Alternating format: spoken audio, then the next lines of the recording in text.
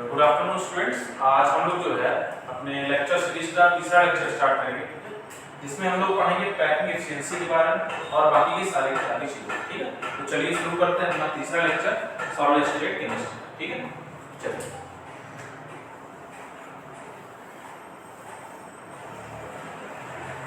तो सबसे पहले हम लोग ये देखेंगे कि पैकिंग एफिशिएंसी होती क्या है। ठीक है, पैकिंग एफिशिएंसी क्या होती है।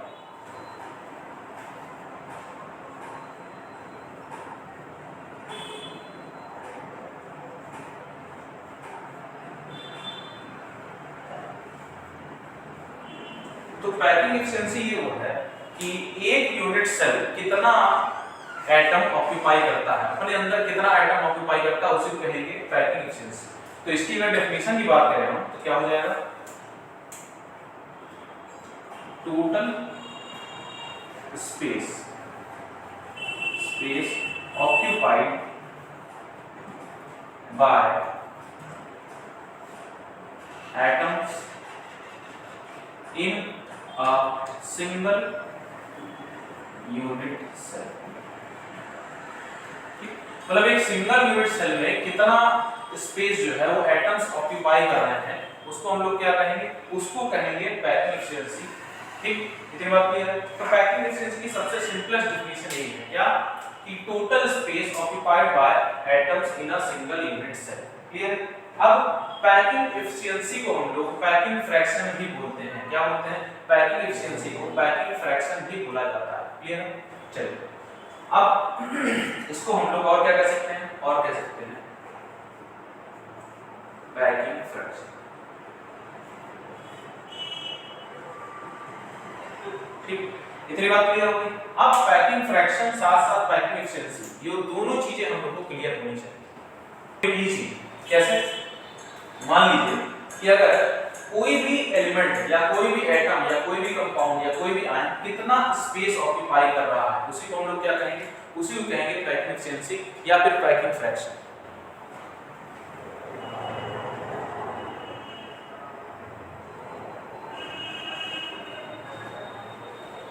चलिए, अब जो है वेरियस जो हम लोगों ने अलग अलग स्ट्रक्चर देखे थे, जैसे सबसे पहले हम लोगों ने देखा था क्या, सिंपल क्यूबिक। क्या देखा था, सिंपल क्यूबिक देखा था। उसके बाद हम लोगों ने देखा था बॉडी सेंटर्ड, और उसके बाद हम लोगों ने देखा था तीसरा फेस सेंटर्ड। ठीक है, उसके बाद हम लोगों ने देखा था फेस सेंटर्ड। तो इन तीनों की पैकिंग एफिशिएंसी या पैकिंग फ्रैक्शन कितना है, इसको हमको कैलकुलेट करना है। ठीक, अब जैसे कि बताया जा रहा है, पैकिंग एफिशिएंसी होती क्या है, total space occupied by atoms in a single unit cell. एक यूनिट सेल मान लीजिए मैक्सिमम क्या बन सकती है, एक यूनिट सेल बना देते हैं, सीधे सीधे क्या होगी, एक क्यूब बना, एक क्यूब बना दें। इस क्यूब के अंदर कितने एटम आ सकते हैं, इस क्यूब के अंदर कितने एटम आ सकते हैं, मान लीजिए कुछ एटम यहाँ पे आ गए, कुछ एटम यहाँ पे आ गए, कुछ एटम यहाँ पे आ गए, कुछ एटम यहाँ पे आ गए, इस तरीके से। ठीक, ऐसे ही सेम यहाँ पे आ गए, इस तरीके से। इस तरीके से एटम जो है यहाँ पर फिल्ड रहेंगे ऐसे। ठीक, तो इस क्यूब के अंदर कितने एटम आएंगे, उसका जो परसेंटेज है, या फिर ये भी कह सकते हैं कि क्या इसका कितना स्पेस जो है वो फिल्ड है बाय द एटम, कितना स्पेस जो है वो एटम के द्वारा एक्वायर किया गया है, और कितना स्पेस जो है वो क्या है, खाली है। तो खाली स्पेस को भी हम लोग कैलकुलेट करेंगे, इसके अंदर कितना वैकेंट स्पेस, उसी को वॉइड भी बोल सकते हैं। ठीक, और जो वैकेंट स्पेस को हटा करके जो पार्ट बचता है, मतलब जो एलिमेंट के द्वारा, जो एटम के द्वारा, जो आयंस के द्वारा ऑक्यूपाई किया गया है, उसको हम लोग क्या बताते हैं, उसको कहते हैं पैकिंग फ्रैक्शन और पैकिंग एफिशिएंसी। इतनी बात क्लियर। वन बाय वन हम लोग सबका पैकिंग फ्रैक्शन या पैकिंग एफिशिएंसी निकालेंगे। तो सबसे पहले बात करते हैं हम लोग सिंपल क्यूबिक की। ठीक, चलिए।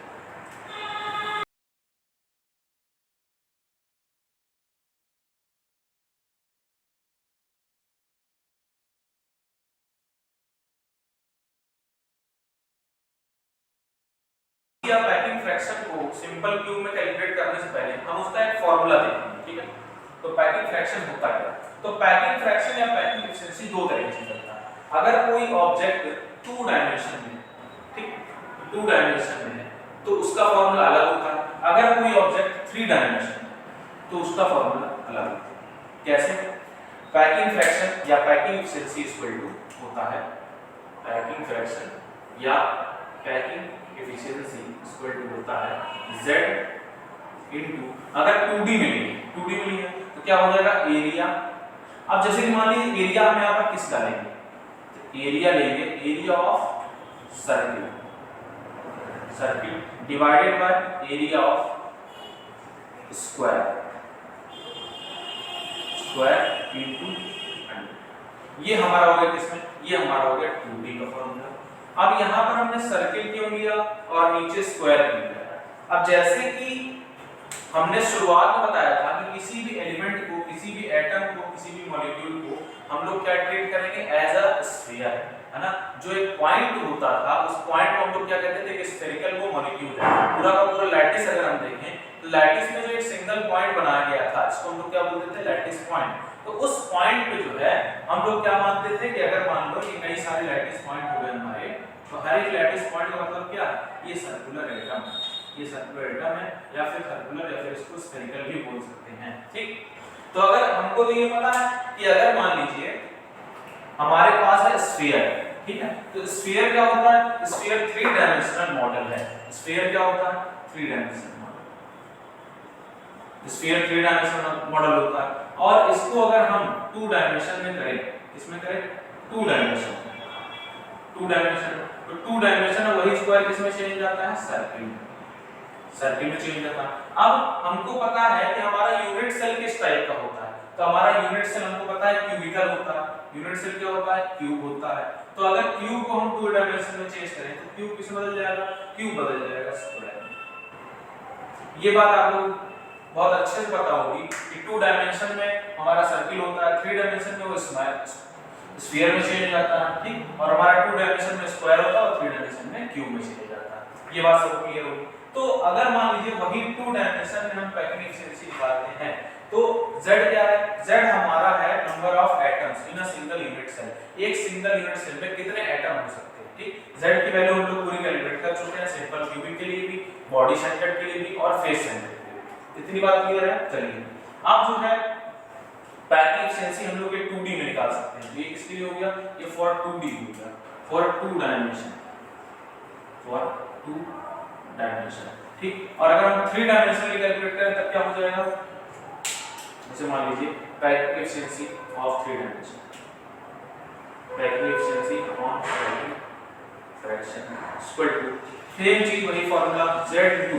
अब एरिया अगर मान लीजिए 2D ऑब्जेक्ट का हम लोग निकालते हैं तो एरिया निकालना पड़ता है। अगर उसको 3D में कर दें तो क्या हो जाएगा, वॉल्यूम हो जाएगा, वॉल्यूम ऑफ स्फीयर,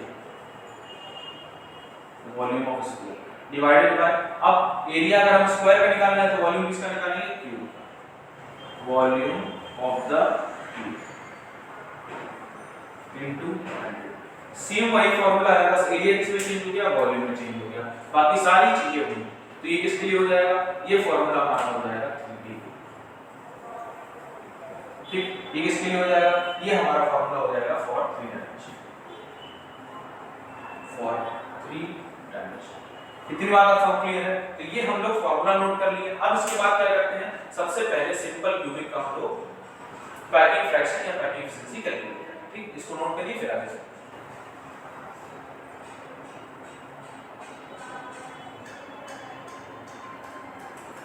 कि टाइप ऑफ अरेंजमेंट हम लोगों ने अभी तक नहीं देखा, टाइप ऑफ अरेंजमेंट या टाइप ऑफ पैकिंग, पैकिंग किस तरीके से होगी, ठीक। टाइप ऑफ अरेंजमेंट या पैकिंग, या फिर इसको हम लोग क्लोज पैकिंग भी बोलते हैं, ठीक, close packing.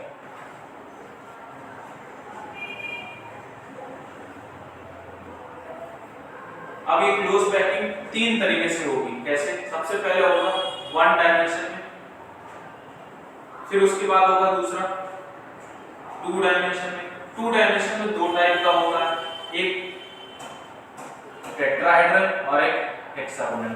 Tetrahedral close packing और एक होता है हेक्सागोनल क्लोज पैकिंग, ठीक। 3 डायमेंशन में, 3 डायमेंशन के बारे में फिर जो हम लोग पढ़ना है पूरा पूरा। कैसे? Cubical close packing, cubical close packing, cubical close. अब वन बाय वन जो है वेरियस हम लोग जो इसके फॉर्म्स हैं इसको कंसीडर करेंगे। सबसे पहले जो है हम देखते हैं वन डायमेंशन का। तो वन डायमेंशन में क्या रहेगा, एक पार्टिकल एक दूसरे से लाइन बनाते हुए टच करते हुए चले जाएगा। तो ये हमारा वन डायमेंशन हो गया। वन डायमेंशन में हमको पता है, ये हम लोग पिछली क्लास में डिस्कस कर चुके हैं क्या, कि जो है इसका कोऑर्डिनेशन नंबर कितना होता है, इसका कोऑर्डिनेशन नंबर हो जाता है 2। क्यों? क्योंकि एक सिंगल पार्टिकल जो है दो अलग-अलग पार्टिकल को टच कर रहा है, तो इसका कोऑर्डिनेशन नंबर कितना हो जाएगा, कोऑर्डिनेशन नंबर हो जाएगा 2। ठीक, तो ये पहला टाइप हो गया हमारा। अगर दूसरा टाइप देखें तो दूसरे टाइप में हम लोगों को पता है क्या, 2 डायमेंशन में हमने टेट्राहेड्रल क्लोज पैकिंग और हेक्सागोनल क्लोज पैकिंग ये बताई। तो ये किस तरीके से होगा इसको देखते हैं। जैसे मान लीजिए एक लेयर ये हो गई एक, फिर इसको वैसे पिछली क्लास में हमने थोड़ा डिस्कस किया था, एक बार और बता देते हैं। 3 4 ये अलग-अलग लेयर हो गई। अब इसके बाद हम दूसरी लेयर लगा देते हैं। ठीक, कौन सी? इसी टाइप की, इसी के ऊपर 1 2 ऐसे ही है। क्लियर है बात? अब यहां से ये बताइए आप कि यहां पर एक स्फीयर जो है वो कितने स्फीयर्स को टच कर रहा है, एक स्फीयर यहां पर कितने स्फीयर को टच कर रहा है। अगर बात किया जाए तो एक यहां पर कर रहा है, एक यहां पर कर रहा है, एक यहां पर कर रहा है, एक यहां पर कर रहा है। अगर इनके सेंटर आपस में मिला दिए जाए, एक सेंटर ये है, एक सेंटर ये है, एक सेंटर ये है, एक सेंटर ये, तो क्या बना देगा, ये बना देगा एक स्क्वायर शेप। क्या बना देगा, स्क्वायर शेप, ये बना देगा स्क्वायर। ठीक, इसी का मतलब इसको क्या कहते हैं, स्क्वायर क्लोज पैकिंग या फिर टेट्राहेड्रल क्लोज पैकिंग। ठीक है, इसको स्क्वायर क्लोज पैकिंग भी कहते हैं, स्क्वायर क्लोज पैकिंग। ठीक, ये हो गया। अब मान के चलिए कि अगर हम इसका पैकिंग एफिशिएंसी निकालें, ठीक है, क्यों? क्योंकि 2D ऑब्जेक्ट है, 2D ऑब्जेक्ट दिख रहा है ना, ऊपर वाला तो हमने 1D बनाया ना, 1D में क्या होता है, एक लाइन होता है, और 2D में क्या होता है, प्लेन होता है। तो ये प्लेन आपको साफ-साफ दिख रहा है। तो ये क्या है, 2 डायमेंशन में अगर हम पैकिंग एफिशिएंसी निकालें तो यहां पर अगर हम देखें एक ये सेंटर है, एक ये सेंटर है, एक ये सेंटर है, एक ये सेंटर। तो एक स्क्वायर बन रहा है, एक स्क्वायर बन रहा है, ये स्क्वायर बन रहा है। अब इस स्क्वायर के अंदर कितने पार्ट हैं, इस स्क्वायर के अंदर कितने पार्ट हैं, ये हमको चेक करना है। ठीक, अब स्क्वायर के अंदर कितने पार्ट हैं, 1/40, 1/40 हो गया, 1/40 हो गया, 1/40। तो टोटल मिलाकर कितने पार्टिकल होंगे, 1 पार्टिकल होंगे। 1 पार्टिकल आपको साफ-साफ दिख रहा होगा। ठीक, तो इस स्क्वायर के अंदर अगर 1 पार्टिकल है तो z की वैल्यू क्या हो जाएगी, z की वैल्यू हो जाएगी 1। तो अगर इस फार्मूले में या इस फिगर में हम लोग क्या निकाले, पैकिंग एफिशिएंसी, तो पैकिंग एफिशिएंसी इक्वल टू क्या हो जाएगा, z की वैल्यू यहां पर कितनी हो जाएगी, z की वैल्यू हो जाएगी 1, तो z की वैल्यू हमने 1 ले ली, इनटू इसके बाद क्या होता था, area, area of the square. Area क्या होता है, स्क्वायर का pi r square divided by area क्या हो जाएगा, नीचे इसका, ऊपर हमने सर्किल का एरिया ले लिया और नीचे किसका एरिया ले लेंगे हम लोग, नीचे हम लोग के स्क्वायर का। तो स्क्वायर की मान लीजिए साइड क्या है, स्क्वायर की साइड ये है, ये हमने नीचे कर दिया ये स्क्वायर। ठीक, और इनटू, अब इसको निकालने के बाद आपको साफ-साफ पता चल रहा होगा कि ए और r में रिलेशन क्या है, a और r में क्या रिलेशन दिख रहा है। अब जैसे r की वैल्यू यहां पर क्या हो रही है, देखिए साफ-साफ ये r है, ये भी r है, तो a की वैल्यू हम लोग क्या ले सकते हैं, a की वैल्यू ले सकते हैं 2r, a की वैल्यू 2r ले सकते हैं। अब इसको हम लोग क्या करेंगे, यहीं पर पुट कर देंगे, पाई r square divided bye a की वैल्यू 2r रखेंगे तो ये आ जाएगा 4r स्क्वायर इनटू। ठीक, r स्क्वायर से r स्क्वायर कैंसिल, ये कितना आ जाएगा, 4 से ये कैंसिल, 25, कितना आ जाएगा, ये आ जाएगा आपका यहां से 25। अब इसको अगर आगे सॉल्व करेंगे तो सॉल्व करने में इसकी वैल्यू भी आ जाएगी, तो टोटल इसकी वैल्यू आ जाती है कितनी,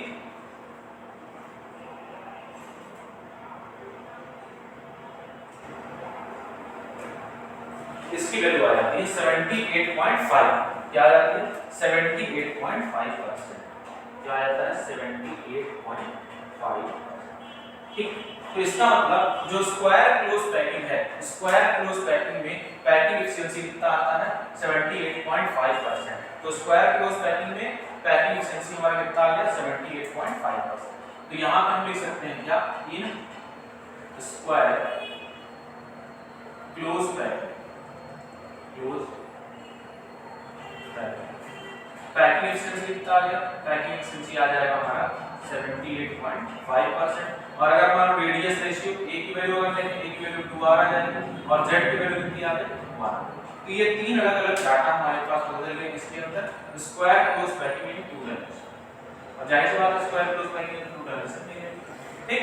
इसको आप नोट करिए। फिर अगला जो है हमारा वो क्या है, टू डायमेंशन में ही हेक्सागोनल क्लोज पैकिंग। इसके लिए हम लोग क्या करेंगे, इसके लिए z की वैल्यू निकालेंगे, इसमें क्या बन रहा है स्ट्रक्चर ये बताएंगे और उसके साथ साथ उसका पैकिंग एफिशिएंसी निकालेंगे। इसको नोट करिए, फिर आगे चलते हैं।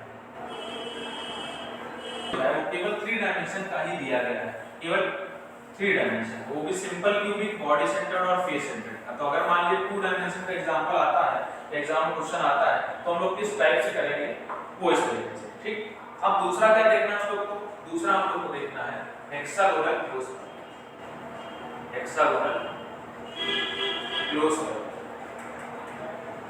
Hexagonal close. अब हेक्सागोनल क्लोज पैकिंग में कैसे देख सकते हैं, कुछ नहीं करना है, बस जैसे उसमें क्या था कि दो सेम लेयर बनी हुई थी, क्या ए टाइप अरेंजमेंट। यहाँ पर क्या होगा, यहाँ पर ए बी, ये सारी चीजें एक बार मैं बता चुका हूँ, बस यहाँ पर इसलिए बताया जा रहा है क्योंकि पैकिंग एफिशिएंसी हम लोग को 2 डायमेंशन में कैलकुलेट करना है इसलिए, ठीक है। तो यहाँ पर फिर से पार्टिकल लगा दीजिए, एक दो, ये पार्टिकल लग गया। उसके बाद नीचे हम दूसरी लेयर लगा देते हैं,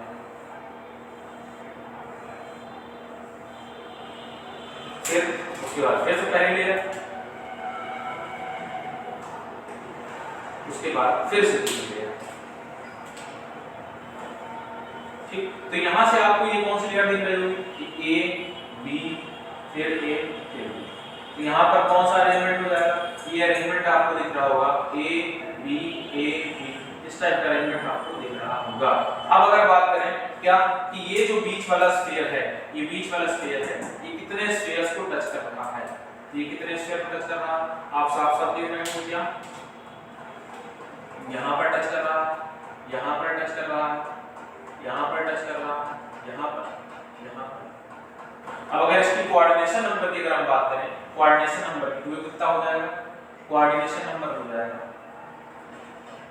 वो हो जाएगा 6। अब जैसे वहां पर coordination number square close packing 4 होता था, यहाँ पर कोऑर्डिनेशन नंबर कितना हो जाएगा 6। क्यों, क्योंकि यहाँ का स्फीयर जो है सेंट्रल, वो 6 स्फेरिकल एटम को टच कर रहा है। और अगर सारे के सेंटर को मिलाते हुए एक लाइन खींच दी जाए, क्या बन जाएगा हमारा, ये बन जाएगा हमारा एक हेक्सागन। तो जैसे वहां पर स्ट्रक्चर बना था क्या स्क्वायर, तो वैसे ही यहाँ पर स्ट्रक्चर क्या बन जाएगा, यहाँ पर स्ट्रक्चर बन जाएगा हेक्सागन। सारी चीजें एकदम सिंपल हैं। ये क्या बन गया हमारा हेक्सागन। हेक्सागन की साइड क्या है, हेक्सागन की साइड वही ए हो जाएगी, ठीक, सीधे सीधे फिर से वही क्या हो जाएगी, हेक्सागन की साइड क्या हो जाएगी, ए हो जाएगी, ठीक। अब ए में वही फिर से क्या दिख रहा है आपको, देखिए ए और आर रिलेशन सेम वही दिख रहा है, a = 2r, क्या दिख रहा है, a = 2r। इधर नोट करिए, फिर आगे बताते हैं।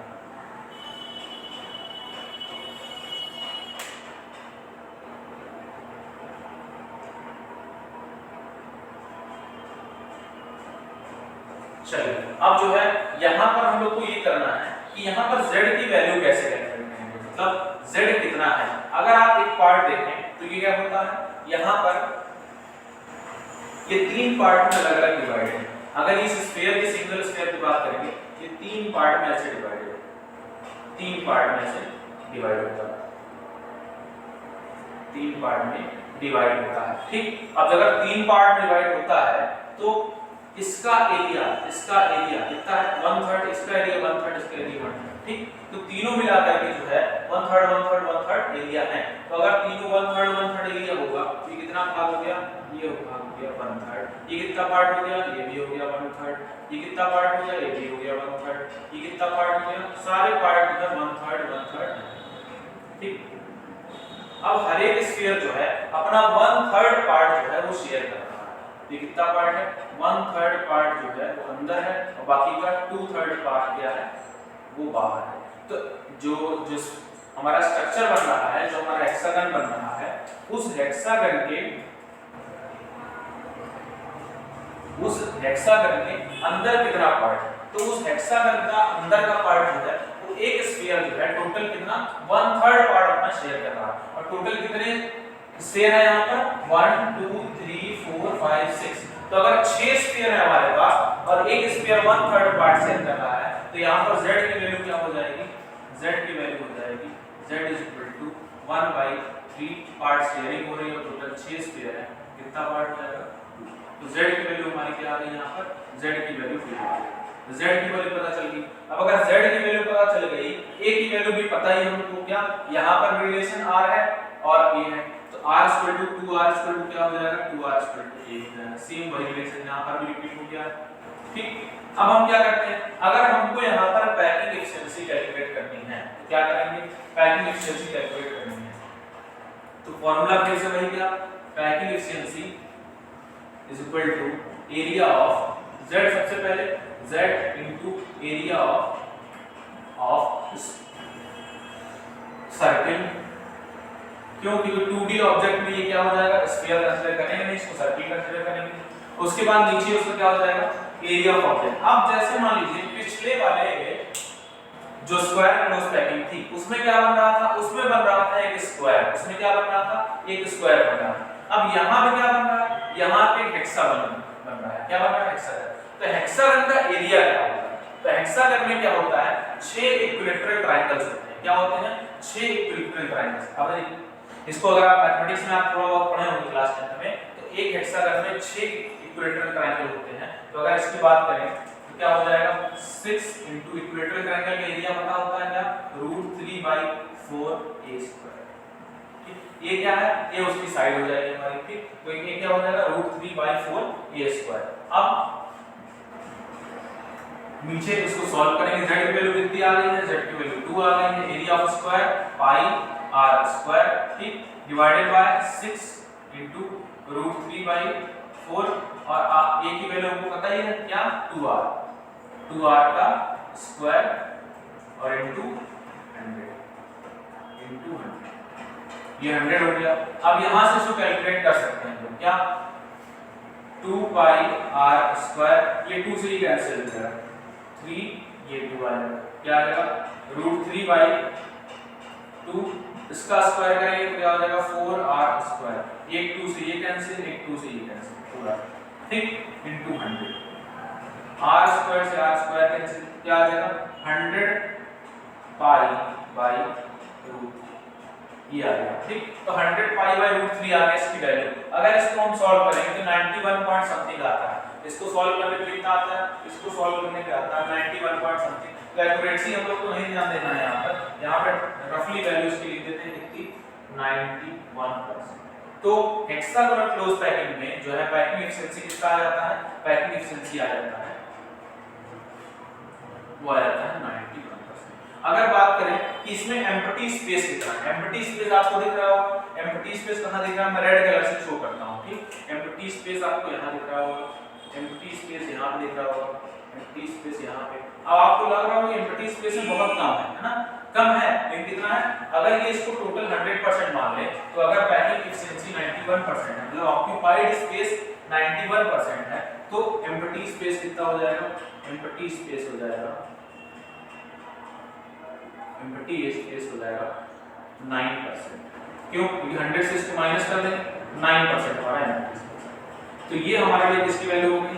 ये हो गई हमारे लिए हेक्सागोनल क्लोज पैकिंग के लिए किस तरीके से अरेंजमेंट होगा, उसकी कोऑर्डिनेशन नंबर की वैल्यू क्या हो सकती है? 6, उसके लिए z की वैल्यू क्या हो सकती है? 2, उसके लिए r की वैल्यू क्या हो सकती है? a/2, और उसके लिए पैकिंग एफिशिएंसी कितनी हो सकती है हमारी?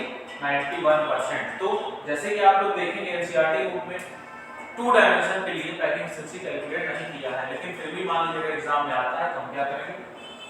सारी चीजें जानकारी होनी चाहिए। ठीक, इसको नोट करिए। फिर अब हम चलते हैं 2 डायमेंशन का, हमने 1 डायमेंशन का लाइन देखा। तो लाइन में पैकिंग एफिशिएंसी कैलकुलेट नहीं होती। क्यों? क्योंकि लाइन में कोई क्लोज पैकिंग होती ही नहीं है।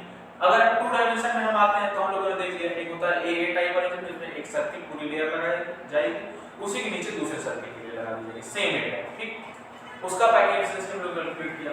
अब उसके बाद दूसरा जो है हेक्सागोनल क्लोज पैकिंग में भी हमने पैकिंग एफिशिएंसी कैलकुलेट किया, जिसकी वैल्यू कितनी आ गई हमारी 91%। बाकी सारी चीजें ऐसे आपको दिख रही है, इसको नोट करिए। फिर अब हम 3D पे चलते हैं। 3D पे जो मेन हमारा ऑब्जेक्ट है वो 3 डायमेंशन का है, उस पे चलते हैं।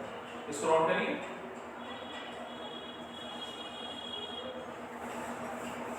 3 डायमेंशनल स्पेस में या 3 डायमेंशनल क्लोज पैकिंग में, या फिर इसको और क्या बोल सकते हैं, उसको क्यूबिकल क्लोज पैकिंग भी बोलते हैं।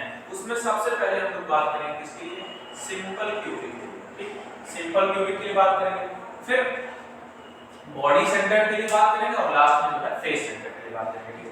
अब हमको पता है कि सिंपल क्यूबिक में z की वैल्यू कितनी होती है, z की वैल्यू कितनी होती है, कितने एलिमेंट उसमें होते हैं, ठीक, वही z की वैल्यू। तो सिंपल क्यूबिक में z की वैल्यू कितनी होती है, अब ये तो हमको पता है केवल कॉर्नर्स पे होते हैं और कॉर्नर पे 1/8 पार्ट शेयर होता है, तो z की वैल्यू कितनी हो जाएगी यहाँ पर 1। अब अगर पैकिंग एफिशिएंसी या पैकिंग फ्रैक्शन का फार्मूला देखें यहाँ पर तो क्या हो जाएगा, पैकिंग एफिशिएंसी या पैकिंग फ्रैक्शन इक्वल टू क्या हो जाएगा, z इनटू, अब जैसे कि वहां पर क्या लेते थे, एरिया लेते थे, यहाँ पे क्या लेंगे, वॉल्यूम। क्यों, ये इसमें 3 डायमेंशनल, इसमें 3 डायमेंशन, ठीक। तो z इनटू एरिया नहीं लेंगे, यहाँ पे क्या लेंगे, volume, volume of sphere divided by volume of cube, क्या लेंगे, वॉल्यूम ऑफ क्यूब इनटू, ठीक। अब सिंपल क्यूबिक में हमारा r और a के बीच में क्या रिलेशन है, तो जैसा कि हमारा 2 डायमेंशनल क्लोज पैकिंग में r और a के बीच का रिलेशन था, वैसे ही यहाँ पर क्या r और a के बीच में क्या रिलेशन है, यहाँ पर हो जाता है 2r = a, ये आ गया, ठीक। अब सीधे सीधे अगर इस फार्मूले को अप्लाई कर दें तो पैकिंग एफिशिएंसी इक्वल टू कितना हो जाएगा, पैकिंग एफिशिएंसी हो जाएगा 1 into volume of sphere 4/3 pi r cube होता है, ठीक। Volume of cube a cube हो जाएगा अगर साइड से क्यूब और इनटू 100। अब इसको सॉल्व करते हैं, अगर तो a की वैल्यू रख दें 2r, तो ये 4/3 पाई r क्यूब डिवाइडेड बाय, अगर a की वैल्यू 2r रखेंगे तो उसका क्यूब होगा 8r क्यूब इनटू 100, ठीक। यहां से r क्यूब कैंसिल हो गया, 4 2 8 कैंसिल हो गया और ये 2 से ये कैंसिल हो गया 50। तो यहाँ पे क्या आ जाएगा, ये आ जाएगा 50 पाई बाई 3, ठीक। अब 50 पाई बाई 3 की जब सॉल्व करेंगे तो इसकी वैल्यू कितनी आ जाती है, इसकी वैल्यू आ जाती है हमारी, इसकी वैल्यू हो जाती है हमारी पैकिंग एफिशिएंसी इक्वल टू 52.4, ठीक। ये आ जाता है 52.4%, ठीक। क्लियर हो रहा है बात, 52.4% इसकी पैकिंग एफिशिएंसी आ गई, जो कि क्या है, इतना स्पेस जो है वो एलिमेंट के द्वारा ऑक्यूपाइड है, इतना स्पेस क्या है, एलिमेंट के द्वारा ऑक्यूपाइड है। अगर एम्प्टी स्पेस की बात करें तो एम्प्टी स्पेस भी हम लोग कैलकुलेट कर सकते हैं, क्या एम्प्टी स्पेस कितना हो जाएगा, एम्प्टी स्पेस हो जाएगा, हम 100 से माइनस कर देंगे इसको, 100 माइनस 52.4%, तो इसको 100 से माइनस करेंगे, 10 में से 6 हो गया 6.9 में से 2 गया 7 इधर 9 में से 5 गया 4, तो 47 पॉइंट हमारा कितना गया 6% स्पेस क्या है वो एम्प्टी, ठीक। ये बात हमारी क्लियर हुई। अब यहाँ से हम लोग को क्या पता चला, पता ये चला कि सिंपल क्यूबिक की पैकिंग एफिशिएंसी कितनी है 52.4% और एम्प्टी स्पेस कितना है 47.6%। इसकी वैल्यू तो हमको पहले से पता थी कि z की वैल्यू कितनी होती है पैकिंग एफिशिएंसी के लिए, सिंपल क्यूबिक z की वैल्यू कितनी हो जाती है 1 हो जाती है, ठीक। उसके बाद r की वैल्यू हमको पता है 2r = a हो जाता है। ये सारी चीजें हम लोग पिछले लेक्चर्स में देख चुके हैं। तो अब क्या करेंगे, अब अगला जो है हमारा वो है बॉडी सेंटर। तो बॉडी सेंटर के लिए कैसे पैकिंग एफिशिएंसी निकालेंगे उसको इधर देखते हैं। दूसरा है हमारा body centre.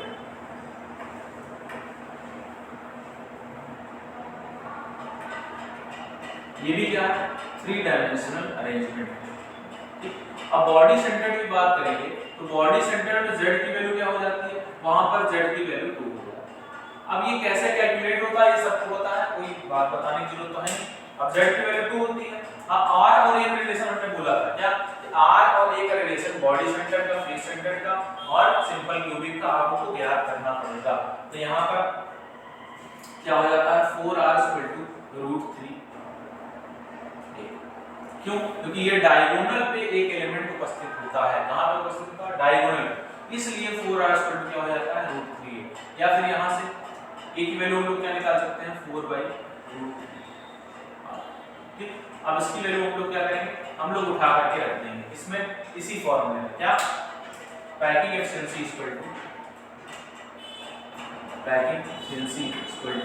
z * 4/3 pi r³ divided by a³ * 100।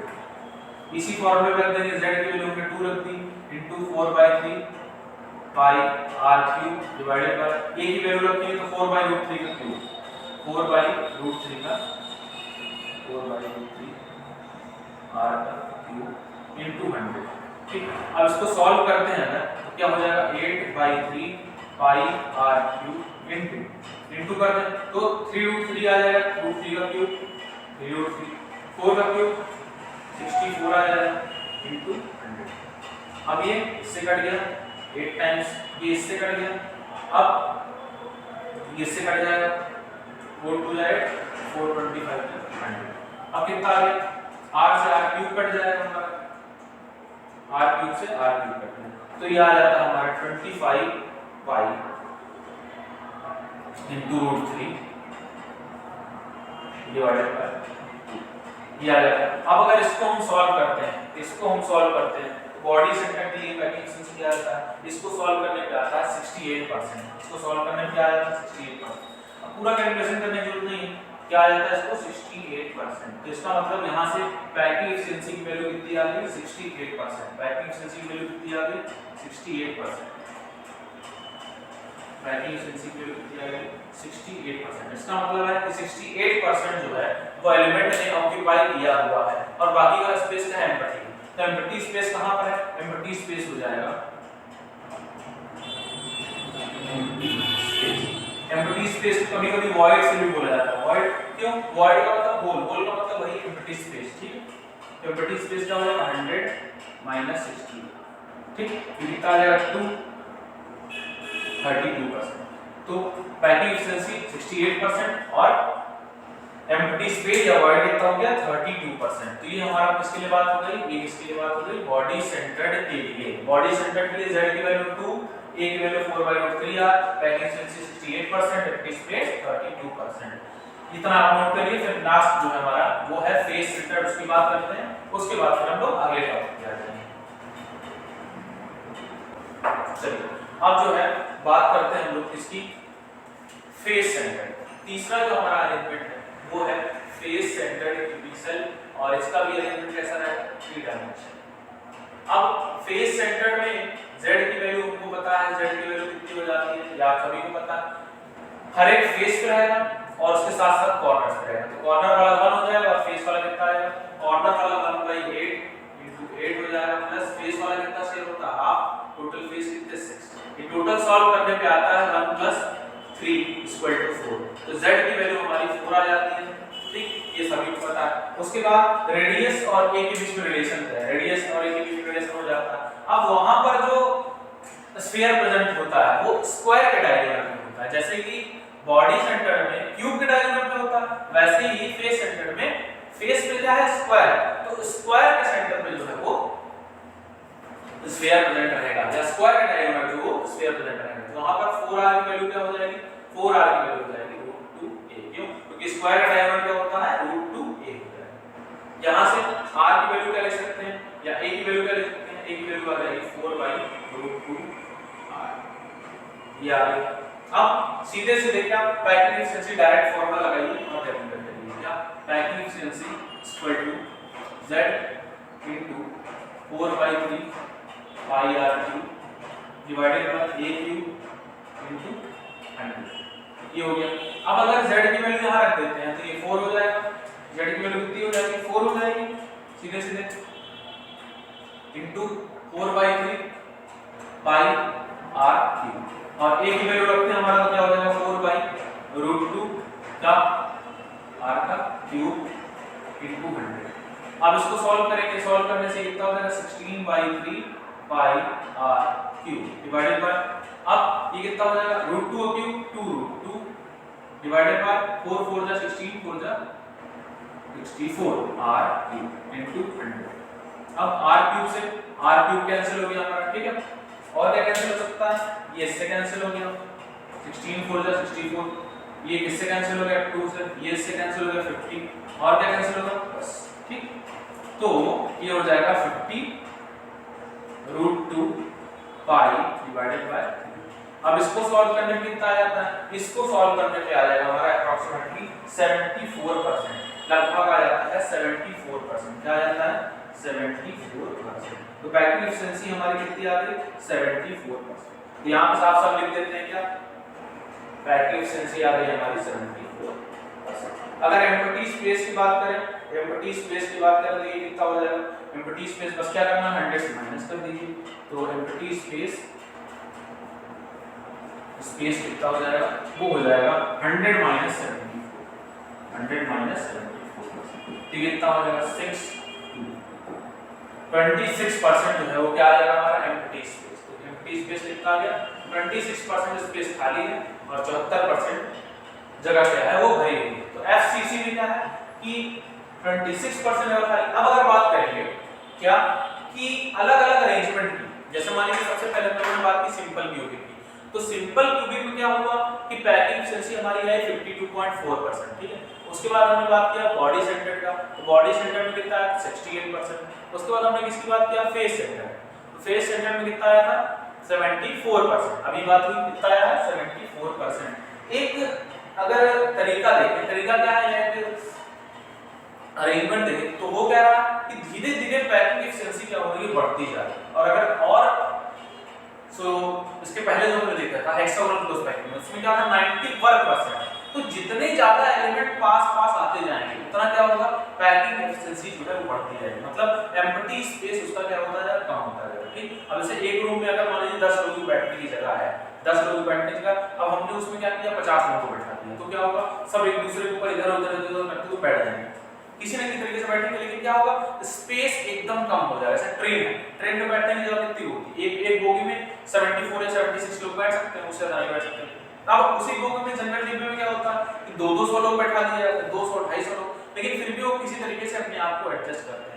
लेकिन एम्प्टी स्पेस जो है उसमें बिल्कुल भी नहीं रहता। अगर कोई चाहे कि एक बोगी के एक दरवाजे से दूसरे दरवाजे तक जा पाए तो वो जाना क्या है बहुत मुश्किल है। ये चीजें लोगों ने एक्सपीरियंस की हैं, इसलिए बताया जा रहा है कि जब पार्टिकल एक दूसरे से जितना क्लोज आएंगे तो उनके बीच में क्या होगा इंटरमॉलिक्यूलर स्पेस जो होता है वो धीरे धीरे कम होता जाता है।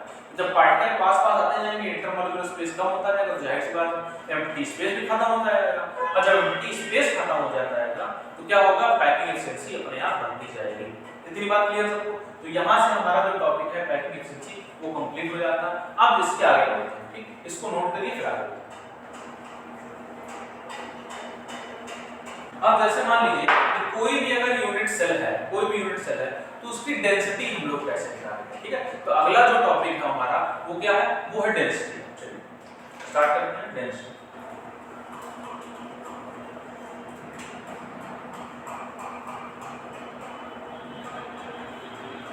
तो डेंसिटी क्या है, डेंसिटी का जो सबसे बेसिक फॉर्मूला है वो क्या है, डेंसिटी इक्वल टू होता है मास बाय वॉल्यूम। अब यहाँ पर जो मास है इसको हम लोग स्मॉल m से डिनोट करते हैं, वॉल्यूम को कैपिटल V से डिनोट करते हैं और डेंसिटी को स्मॉल d से डिनोट, ठीक। अब किसी भी लैटिस में या किसी भी यूनिट सेल को हम लोग अपने नेकेड आई से देख तो सकते नहीं है, क्यों, क्योंकि बहुत छोटा है, उसका लेवल क्या है वो मॉलिक्यूलर लेवल पे है, वो एटॉमिक लेवल पे है। तो एटॉमिक लेवल पे और मॉलिक्यूलर लेवल पे जब क्वांटिटी मेजर की जाती है तो उसके लिए हम लोग किसका यूज करते हैं, जैसे आप लोगों ने बेसिक क्वांटिटीज पढ़ा होगा, क्या लेंथ है, मास है, लेंथ मेजर करने के लिए लेंथ यूज करते हैं, टाइम उसके लिए हो गया, ठीक, सेकंड ये सब हो गया, टेंपरेचर मेजर करने के लिए। तो ये सारी जो बेसिक क्वांटिटी है उसमें जब किसी केमिकल कंपाउंड को मेजर करना होता है तो उसको मेजर कैसे करते हैं? उसको मेजर करते हैं अमाउंट ऑफ सब्सटेंस, इसको क्या कहा जाता है? मोल। ठीक, तो अब यहाँ पर मोल की बारी आ रही है। क्या मोल कॉन्सेप्ट थोड़ी बहुत जानकारी होनी चाहिए यहाँ पर। क्या कि मोल इक्वल टू क्या होता है? एक मोल इक्वल टू होता है mass by molar mass. Molar mass ये होता है क्या? Mole equal to mass by molar mass. यहाँ से मास की वैल्यू क्या लिख सकते हैं? स्मॉल m जैसे ही होता है, या मोलर मास हम क्या लेंगे? Capital M। अब अगर मान लीजिए यहां से हम क्या कैलकुलेट करते हैं? एक और फार्मूला होता है मोल का। क्या? एक होता है mole equal to number of atom, number of molecule, number of ion upon divided by Avogadro number Na। जैसा कि n की वैल्यू Na की वैल्यू हमको पता है, तो क्या होती है? 6.022 into 10 to power 20 ये होती है। अब यहां से ये बताइए, यहां पर मोल दोनों जगह लेफ्ट साइड में है, तो मोल को हम इक्वल कर सकते हैं। तो मोल को जब इक्वल कर देंगे तो क्या आ जाएगा formula? Number upon Avogadro number equal to mass by molar mass. ये आ जाएगा। यहां से एक नया रिलेशन आ गया। अब इस रिलेशन से हम लोग क्या कैलकुलेट करेंगे? मास। मास अगर निकालना चाहें तो मास क्या हो जाएगा?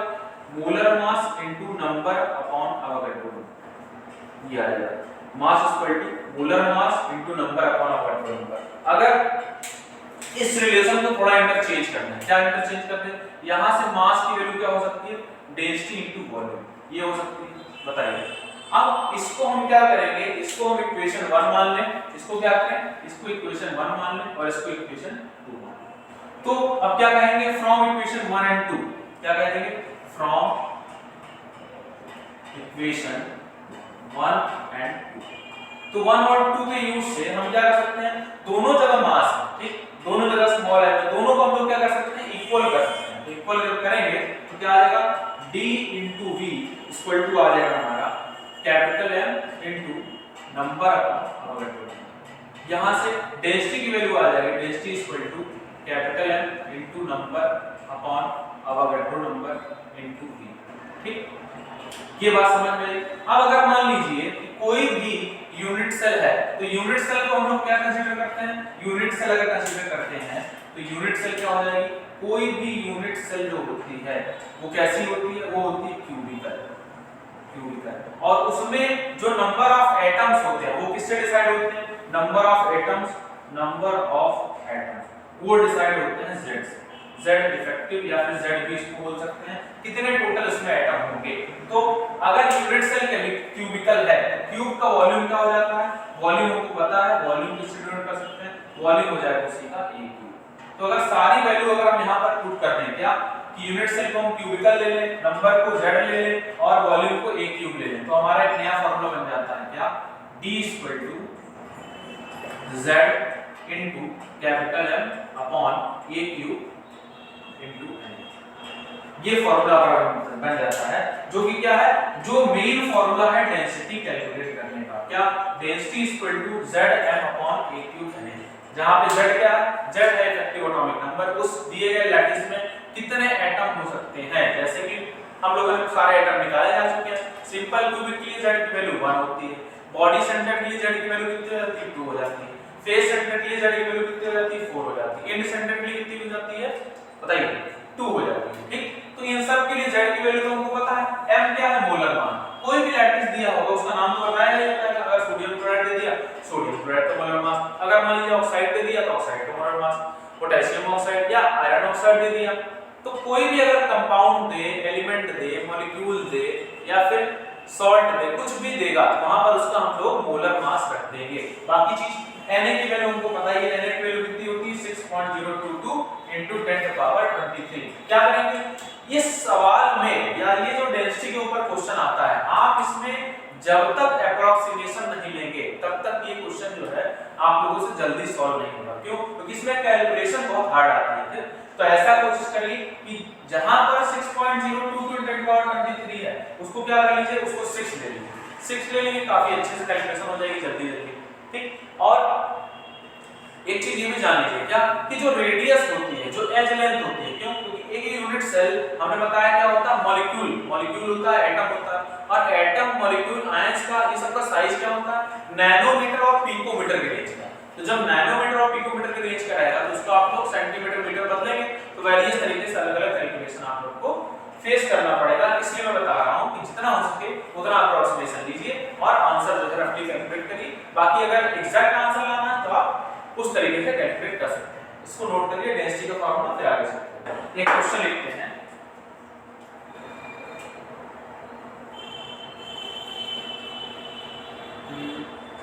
a compound या allied क्या क्वेश्चन बनाते हैं, a compound having molar mass कितना है उसका 60 ग्राम पर मोल, 60 ग्राम पर मोल and forming body center या FCC लेते हैं, FCC को CCT भी बोलते हैं और HCT भी बोलते हैं, 3D अरेंजमेंट, ठीक है। 2D में चेंज हो जाता है, 2D में जब HCT की बात करेंगे हेक्सागोनल क्लोज पैकिंग हो जाएगा, 3D में क्या होता है सारे सेम होते हैं, ठीक। FCC CCP SCP अरेंजमेंट बना रहा है such that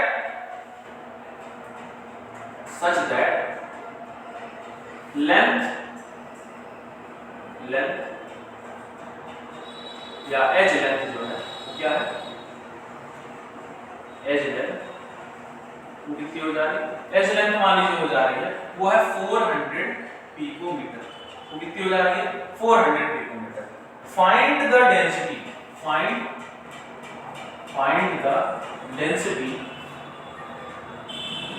of compound, find the density of compound, अब डेंसिटी कैलकुलेट कैसे करेंगे, ठीक। फॉर्मूला जैसे कि हम लोग को पता है, तो फॉर्मूला लिखने से पहले जो चीजें गिवन है उसको लिखते हैं। तो गिवन क्या है, तो गिवन है हमारे पास, वो सबसे पहले है क्या, मोलर मास दिया गया। मोलर मास मतलब हम लोगों ने किससे डिनोट किया था, कैपिटल एम से। कैपिटल एम की वैल्यू कितनी दी गई है 60 ग्राम पर मोल, ठीक, 60 ग्राम पर मोल दी गई है। उसके बाद और क्या दिया गया है, और ये बताया जा रहा है कि स्ट्रक्चर कैसा है, स्ट्रक्चर है FCC। तो FCC में अभी हमने बताया कि Z की वैल्यू कितनी होती है, Z की वैल्यू हो जाती है 4, Z की वैल्यू 4 हो गई। अब और खास साथ क्या दिया, एज लेंथ दिया, एज लेंथ दिया। एज लेंथ को हम लोग किससे डिनोट करते हैं, एज लेंथ को डिनोट करते हैं A से। तो A की वैल्यू कितनी है 400 पिकोमीटर। अगर आप इसको सेंटीमीटर कन्वर्ट करना चाहें तो सेंटीमीटर में कन्वर्ट हो जाएगा क्या, A की वैल्यू कितनी हो जाएगी, 1 पिकोमीटर बराबर 400 into 10 to power -10। इसको जो है 4 into 10 to power -8 सेंटीमीटर लिखा जा सकता है बहुत आसानी से, ठीक। तो A की वैल्यू हमारी क्या होगी 4 into 10 to power -8 centimetre. M की वैल्यू क्या हो गई 60 ग्राम पर मोल। Z की वैल्यू कितनी हो गई 4। फार्मूला साफ साफ हमारे पास पता है क्या, D इक्वल क्या होता है, D की वैल्यू होती है ZM/AQ into N, ठीक। Na की वैल्यू हमको पता है 6.02 into power 23, ठीक। तो Z की वैल्यू होती है 4 into M की वैल्यू 60 डिवाइडेड बाय ये हो जाएगा 4 into 10 to power -8 का cube into 6.022 into 10 to power 23 हो गया। अब इसके बाद क्या करना है, इसको मल्टीप्लाई नहीं करना है, ऐसे रहने दीजिए अभी कैंसिल होने आसानी रहेगी। 4 4 = 64 इधर हो गया into 10 to power -24 into इसको अप्रोक्सीमेट करके 6 ले लेना, ठीक है। इसको क्या कर देंगे 6 ले लेंगे into 10 to power, जैसे कि अभी मैंने बताया था बिना अप्रोक्सीमेशन कैलकुलेशन नहीं हो सकती, ठीक। हो सकती है लेकिन बहुत टफ हो जाएगी। ये 16 आ जाएगा, अब ये 4 हो जाएगा और किससे कैंसिल होता है, 3 से 3 5 = 15 और 2 2 = 6 और हो सकता है नहीं।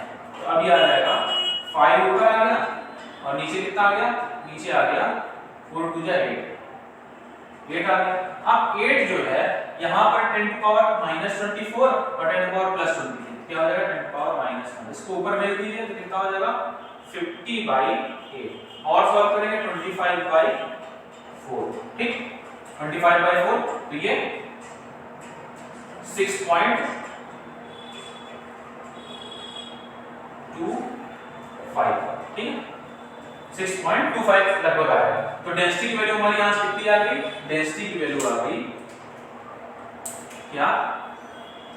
डेंसिटी इक्वल टू 6.25 ग्राम पर सेंटीमीटर क्यूब, ये हमारी डेंसिटी आती है। तो इस तरीके से अगर कैलकुलेशन करेंगे तो आसानी से हमारा क्वेश्चन लग जाएगा। अब ये क्वेश्चन कंफर्म आता है, ये बात आप लोग जान लीजिए, इसी यूपीएससी बोर्ड में ये क्वेश्चन फेवरेट है, काफी बार आया हुआ है। ठीक, इसको नोट कर लीजिए। दो तरीके से जनरेट होता है, कैसे?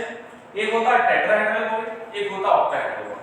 टेट्राहेड्रल वॉइड के बारे में और ऑक्टाहेड्रल वॉइड के बारे में थोड़ा बहुत मैंने पिछले लेक्चर में जानकारी दी थी। कैसे? टेट्राहेड्रल वॉइड में तीन स्फीयर जो है एक दूसरे से अटैच होकर के एक ट्रायंगल बनाएंगे। कैसे बनाएंगे? देखिए, एक स्फीयर ये है, एक स्फीयर ये है और एक स्फीयर। ठीक, अगर इसको हम 3D ऑब्जेक्ट में देखें, क्या अगर इसको 3D में देखें तो तीन बॉल है। अब तीन बॉल में जो है ये एम्प्टी स्पेस है। अब ये आगे से भी दिखेगा और इसकी बोर्ड के पीछे से भी दिखेगा, दोनों तरफ दिखेगा। अब हम क्या करें? अब हम कह रहे हैं कि आगे और पीछे दोनों तरफ से वॉइड दिख रहा, हम एक तरफ से इसको ढक देते हैं। ठीक, एक तरफ से इसको ऐसे ढक देते हैं। तो सामने से तो ये ढक गया, सामने से क्या हुआ? सामने से तो ये ढक गया, लेकिन पीछे से क्या है? अभी भी खाली, पीछे से अभी भी उसका स्पेस है खाली। तो अभी भी जब वो खाली है, या ये मान के चलो कि हमने पीछे से ढक दिया और अभी भी सामने से ये क्या है? सामने से ये खाली है। सामने से ये क्या है? ये खाली है। सामने से अभी भी ये खाली है। तो जब ये खाली है तो ये क्या हो जाएगा? स्पेस हो जाएगा, एम्प्टी स्पेस। और इसी एम्प्टी स्पेस को क्या कहते हैं? इसी को कहते हैं वॉइड। क्या कहते हैं? वॉइड। अब अगर इस वॉइड की बात करें तो ये वॉइड कितने स्फीयर्स को टच कर रहा है? तीन तो साथ-साथ ये 1 2 3 साथ-साथ टच कर रहा है, और एक जो इसी वॉइड के ऊपर रखा गया। तो जब ये इसी वॉइड के ऊपर रखा गया है तो टोटल मिलाकर के ये वॉइड टच कर रहा है क्या? 4 स्फीयर्स को। तो जब 4 स्फीयर को टच कर रहा होता है, ठीक, तो उसको क्या बोलते हैं? उसको बोलते हैं टेट्राहेड्रल। टेट्राहेड्रल वॉइड, उसको बोलते हैं टेट्राहेड्रल वॉइड। ठीक, अब जी अगर दूसरे की वॉइड की बात करें जिसको हमने क्या नाम दिया? ऑक्टाहेड्रल। तो ऑक्टाहेड्रल में कैसे? उसको भी देख लेते हैं। 1 2 3, ठीक, उसके बाद 1 2, ठीक। अब हम क्या करें? इसी के ऊपर एक स्फीयर लगा दें, 1 2 और इसी के नीचे। ठीक, अब यहां से बताइए अगर हम इस एलिमेंट को हटा दें, ठीक, इस एलिमेंट को हटा दें, ठीक, इसको भी हटा दें, इसको भी हटा दिया और इसको भी हटा दिया। ठीक, अब देखिए यहां से आपको कितने स्फीयर दिख रहे हैं? यहां से आपको कितने स्फीयर बताइए? 3 स्फीयर दिख रहे हैं। 3 आपको ब्लू स्फीयर दिख रहे होंगे। किस तरीके से? एक ऐसे ट्रायंगल बनाते हुए, ठीक, ऐसे ट्रायंगल बनाते हुए दिख रहे हैं 3 ब्लू स्फीयर्स, और उसी के ऊपर जो है 3 ऐसे ट्रायंगल बनाते हुए रेड स्फीयर दिख रहे होंगे। बताइए, ऐसे दिख रहा है? तो उल्टा हो गया।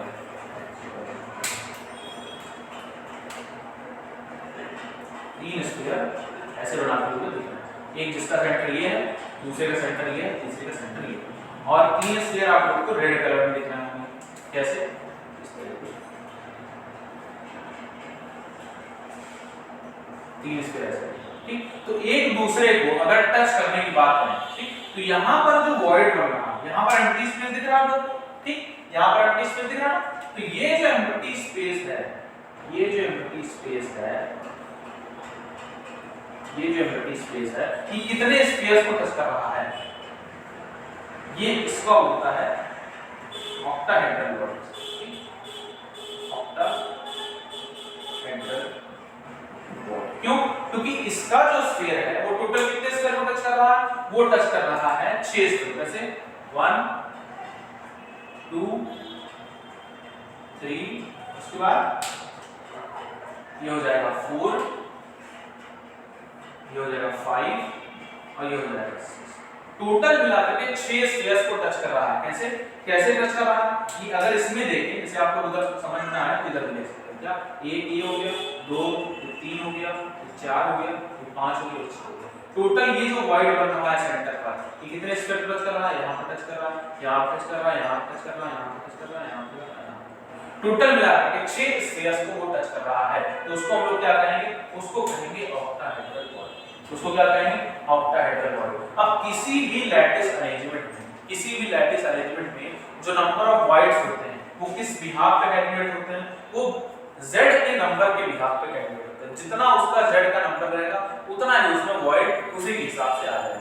ठीक, इसको आप लोग नोट करिए। तो ये हमारा टेट्राहेड्रल वॉइड हो गया और ये क्या हो गया? ऑक्टाहेड्रल वॉइड हो गया। ठीक, इसको नोट करिए। तो कैलकुलेशन बताते हैं कैसे इसकी होती है। ठीक है, इसमें मान लीजिएगा simple cubic plate, simple cubic plate, body centred plate और उसके बाद फेस सेंटर्ड, फेस सेंटर्ड। ठीक, तो बॉडी सेंटर्ड, सिंपल क्यूबिक और फेस सेंटर्ड की जब बात करें तो यहाँ पर z की वैल्यू कितनी होती है? यहाँ पर z की वैल्यू हो जाती है 1 हो जाती है, यहाँ पर z की वैल्यू 2 हो जाती है, यहाँ पर z की वैल्यू 4 हो जाती है। एक और होता है हमारे पास इंड सेंटर्ड। तो इंड सेंटर्ड की अगर बात करें तो इंड सेंटर्ड में क्या होती है z की वैल्यू? यहाँ पर z की वैल्यू 2 हो जाती है, यहाँ पर z की वैल्यू हो जाती है 2। ठीक, अभी हमने बताया कि टेट्राहेड्रल वॉइड, टेट्राहेड्रल वॉइड कैसे कैलकुलेट होगा, ऑक्टाहेड्रल वॉइड कैसे कैलकुलेट होगा? तो जो z का नंबर है हमेशा ऑक्टाहेड्रल वॉइड क्या होता है? हमेशा z की इक्वल, जितने उसमें स्फीयर रहेंगे उसी के बराबर। और टेट्राहेड्रल वॉइड क्या होता है? उसी का जस्ट 2z, या फिर इसको n से भी कह सकते हैं, या n यहां पर 2n हो जाएगा। ठीक, अगर यहां पर z की वैल्यू 1 है तो ऑक्टाहेड्रल वॉइड कितने हो जाएंगे? ऑक्टाहेड्रल वॉइड हो जाएगा वही सेम नंबर, क्या 1 हो जाएगा, वही सेम नंबर 1 हो जाएगा। टेट्राहेड्रल वॉइड क्या हो जाएगा? वही उसका 2 गुना। तो ये ऑक्टाहेड्रल वॉइड हो गया और ये क्या हो गया? अगर यहां की बात करें तो यहां पर ऑक्टाहेड्रल वॉइड कितना हो जाएगा? ये 2 हो जाएगा और टेट्राहेड्रल वॉइड कितना हो जाएगा? उसी का 2 टाइम्स 4 हो जाएगा। ठीक, अगर यहां की बात करें तो ऑक्टाहेड्रल वॉइड कितना हो जाएगा? 4, टेट्राहेड्रल वॉइड कितना हो जाएगा? 8 हो जाएगा। ठीक, अगर यहां की बात करें तो ऑक्टाहेड्रल वॉइड कितना हो जाएगा? 2 हो जाएगा और टेट्राहेड्रल वॉइड कितना हो जाएगा? 4 हो जाएगा। ठीक, तो इस तरीके से अलग-अलग जगह पर हम लोग वॉइड क्रिएट कर सकते हैं, वॉइड को कैलकुलेट कर सकते हैं। तो जाहिर सी बात है कि for n number of sphere या फिर एटम, मॉलिक्यूल, कुछ भी हो सकता है, नंबर ऑफ ऑक्टाहेड्रल वॉइड वो कितना हो जाएगा? नंबर ऑफ ऑक्टाहेड्रल वॉइड हो जाएगा n और नंबर ऑफ टेट्राहेड्रल वॉइड क्या हो जाएगा? Number of tetrahedral void equal to 2। ठीक, अब ये वॉइड कैलकुलेट मतलब बता तो दिया मैंने कि ऑक्टाहेड्रल वॉइड n हो गया, टेट्राहेड्रल वॉइड 2n हो गया। अब ये हुआ कैसे? तो इस टॉपिक को मतलब कुछ स्पेशल टॉपिक्स हैं जिसको मैंने बता रखा है, जैसे कैलकुलेट कैसे करते हैं, किस तरीके से n आ गया, किस तरीके से 2n आ गया, एक ये। उसके बाद एक टॉपिक है हमारा सिमेट्री। सिमेट्री एक टॉपिक हो गया, उसमें point of symmetry, line of symmetry, plane of symmetry, axis of symmetry, ये सब आएगा, सेंटर ऑफ सिमेट्री, ये सब आएगा। उसके बाद एक चीज टॉपिक और बचता है क्या? जो रेडियस ऑफ एनायन और रेडियस ऑफ कैटायन है उसके बीच का रिलेशन क्या है, या एक और टॉपिक है क्या कि दो टेट्राहेड्रल वॉइड के बीच की डिस्टेंस क्या है, दो ऑक्टाहेड्रल वॉइड के बीच की डिस्टेंस क्या है, एक टेट्राहेड्रल एक ऑक्टाहेड्रल वॉइड के बीच की डिस्टेंस क्या है। इससे रिलेटेड क्वेश्चंस बहुत आते हैं, लेकिन ये सब टॉपिक कहीं डिस्कस नहीं किया गया। ठीक, तो ये जो कुछ टॉपिक है ये सब सारी लेक्चर जो सीरीज में खत्म हो जाएगी सॉलिड स्टेट की, तो लास्ट में जो है एक लेक्चर लिया जाएगा, उसमें क्या पढ़ाया जाएगा? Special topics. अब जैसे कि बात बता दी गई क्या कि टेट्राहेड्रल वॉइड कितना हो जाएगा 2n और ऑक्टाहेड्रल वॉइड क्या हो जाएगा n। अगर किसी भी लैटिस में किसी भी यूनिट सेल में अगर n नंबर ऑफ स्फीयर्स हैं, n z की वैल्यू इफेक्टिव एटॉमिक नंबर अगर n है तो उससे रिलेटेड ऑक्टाहेड्रल वॉइड n हो जाएगा, टेट्राहेड्रल वॉइड क्या हो जाएगा 2n। इतनी बात क्लियर है? अब इसको पढ़ने के बाद जो हमारा अगला टॉपिक है वो आ जाता है क्या? वो आ जाता है इम्प्योरिटी या इम्परफेक्शन इन सॉलिड। अब सॉलिड में जो इम्परफेक्शन होता है वो किस तरीके से आता है, इसके बारे में हम लोग नेक्स्ट क्लास में बात करेंगे। अब जैसे इसमें इम्परफेक्शन थोड़ी जानकारी दे देते हैं क्या क्या होता है। अब जैसे कई तरीके से इसमें डिफेक्ट आते हैं, क्या डिफेक्ट आता है, कैसे डिफेक्ट उस तरीके से आएगा जब कोई इम्प्योरिटी उसमें ऐड कर दी जाए या फिर उसमें कुछ ना कुछ चार्जेस इंबैलेंस हो जाए। इस तरीके से हमारे पास डिफेक्ट जो है 3 टाइप के जनरेट होते हैं। ठीक है, 3 टाइप के जनरेट होते हैं, कैसे 3 या 4 type. Schottky defect, Frenkel defect और vacancy defect, interstitial defect, impurity defect, बहुत सारे डिफेक्ट हैं अलग अलग। Metal excess defect, metal deficiency defect, metal excess defect due to cationic vacancies, ionic vacancies, ये सारी चीजें जो है वेरियस चीजें आप लोगों को नेक्स्ट लेक्चर में डिस्कस होगी। तो नेक्स्ट लेक्चर में हम लोग डिफेक्ट डिस्कस करेंगे और अगर टाइम रहा तो उसके साथ हम लोग बैंड थ्योरी भी डिस्कस करेंगे। अब बैंड थ्योरी क्या होता है? बैंड थ्योरी का मतलब ये, जैसे मैंने बताया ना एकदम पहले लेक्चर में, क्या कि केमिस्ट्री में जो ये सॉलिड स्टेट है वो केवल अभी है, क्लास 12 तक जो है अभी है, लेकिन जब इसको थोड़ा और लेवल ऊपर जाएंगे तो ये पूरा फिजिक्स का पार्ट है, ठीक। तो ये क्या हो जाता है, सॉलिड से फिजिक्स में जाता है। अब जो बैंड थ्योरी है ये सबसे ज्यादा बड़ा रोल प्ले करती है। कैसे? बैंड थ्योरी से हम लोग ये पता करते हैं कि कोई भी सब्सटेंस कैसा है, कंडक्टर है, सेमीकंडक्टर है या इंसुलेटर। तो आप लोग को पता है सेमीकंडक्टर क्या है, सबसे ज्यादा इंपॉर्टेंट चीज है। क्यों? फिजिक्स के अकॉर्डिंग सेमीकंडक्टर क्या है, सबसे ज्यादा इंपॉर्टेंट है, क्योंकि जितने भी आजकल इलेक्ट्रॉनिक डिवाइसेस हैं, इलेक्ट्रिकल कार हैं, सब में सेमीकंडक्टर का यूज होता है। तो अब जब हर जगह इसका एप्लीकेशन है तो भाई पढ़ना तो पड़ेगा उसके बारे में, इसलिए सेमीकंडक्टर क्या है काफी ज्यादा इंपॉर्टेंट है। अब कोई भी सॉलिड कैसे सेमीकंडक्टर के तरीके से बिहेव कर सकता है, कैसे कंडक्टर के तरीके से बिहेव कर सकता है, या फिर कैसे इंसुलेटर के तरीके से बिहेव कर सकता है, वो हम लोग कैसे देखेंगे। वो मॉलिक्यूलर अरेंजमेंट उसका कैसा होगा, उसमें हाइब्रिडाइजेशन क्या है, उसके इलेक्ट्रॉन किस तरीके से मूव कर रहे हैं, क्योंकि इलेक्ट्रॉन के मोशन से ही कंडक्टिविटी जनरेट होती है। जब इलेक्ट्रॉन मूव करेगा करंट पास करेगी, करंट पास करेगी तो कंडक्टर हो जाएगा। और जब इलेक्ट्रॉन मूव ही नहीं करेगा, अब इलेक्ट्रॉन मूव कब नहीं करेगा, जब इलेक्ट्रॉन होगा ही नहीं। इसका मतलब जब फ्री इलेक्ट्रॉन कहीं पर नहीं होते, इसका मतलब वहां पर इलेक्ट्रॉन का मोशन नहीं होगा, और जब मोशन नहीं होगा तो करंट जनरेट नहीं होगा। इसका मतलब फ्री इलेक्ट्रॉन होना जरूरी है। कंडक्टर के पास फ्री इलेक्ट्रॉन होना जरूरी है, सेमीकंडक्टर के पास भी फ्री इलेक्ट्रॉन होना जरूरी है, इंसुलेटर के पास फ्री इलेक्ट्रॉन नहीं होता। अब बैंड थ्योरी ऑफ सॉलिड पढ़ने के बाद मैग्नेटिज्म हम लोग पढ़ेंगे। मैग्नेटिज्म में क्या, कोई भी एलिमेंट, कोई भी कंपाउंड या कोई भी सॉलिड जो है वो पैरामैग्नेटिक कैसे हो जाता है, वो डायामैग्नेटिक कैसे हो जाता है, वो फेरी मैग्नेटिक कैसे हो जाता है, वो फेरोमैग्नेटिक कैसे हो जाता है, और एक लास्ट जो टॉपिक बचता है वो एंटी फेरोमैग्नेटिक। ठीक, ये सारी चीजें पढ़ने के बाद तब हम लोग जाकर क्या आ जाएंगे, एक स्पेशल टॉपिक वाली क्लास लेंगे जिसमें हम क्या बताएंगे, जिसमें हम बताएंगे ये वॉइड कैसे कैलकुलेट होता है, उसके बाद radius of anion, radius of cation के बीच में रेडिएशन क्या है। ठीक, अब जैसे मान लो आपको सीधे सीधे क्या कराया थे, लर्न किया था, खराब किया था क्या, एक 0.14 लेकर के कितना हो जाता है, 0.414 लेकर के 155, 225, फिर 225 से 414, 414, 732, ये पूरा लर्न करा दिया, और 732 से लेकर के 1 तक। तो ये जो चार्ट है ये चार्ट याद करा दिया जाता है, प्लस उसके साथ साथ जैसे मान लीजिए दो अगर ऑक्टाहेड्रल वॉइड के बीच की डिस्टेंस पूछ लिया, दो टेट्राहेड्रल वॉइड के बीच की डिस्टेंस पूछ लिया, एक टेट्राहेड्रल एक ऑक्टाहेड्रल के बीच की डिस्टेंस पूछ लिया, या फिर मान लीजिए कि एक वॉइड है उसके आसपास एटम है, उसके बीच में मान लीजिए radius of cation plus radius of anion क्या है। तो ये सारे कैलकुलेशन जो है हम लोग स्पेशल टॉपिक में लास्ट क्लास में पढ़ेंगे। तो इतना आज के लिए सफिशिएंट है, यहां तक रखिए। थैंक यू वेरी मच, बाकी सारी चीजें नेक्स्ट क्लास में डिस्कस करेंगे। ठीक।